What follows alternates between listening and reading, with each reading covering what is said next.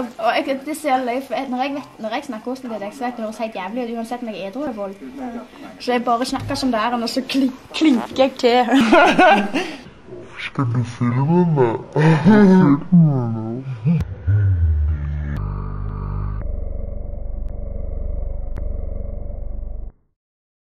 Jeg fleiper. Jeg fleiper, ikke så nærme. Kødder du med meg, så kødder du med katten Julius. Du bare kødder. Jeg fleipete.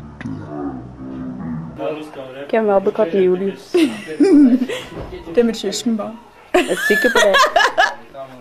Jeg bare fleiper. Du er så fleipete. Jeg bare fleiper.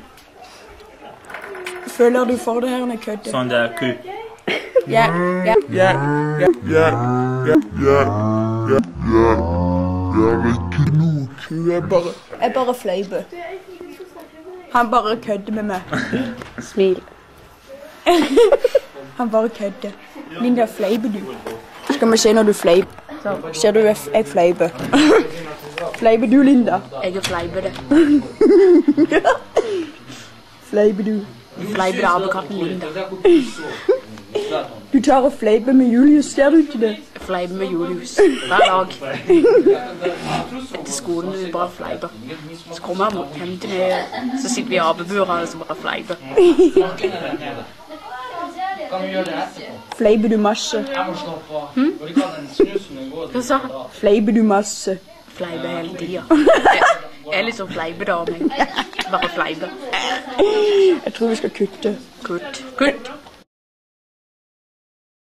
Ketil. Fleip. Ketil fleiper.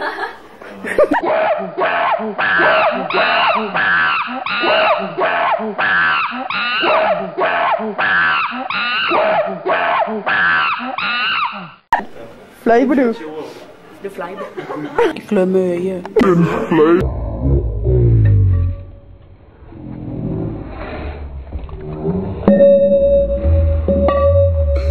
Jeg bare fleiper. Jeg er så fleipete. Jeg bare fleiper.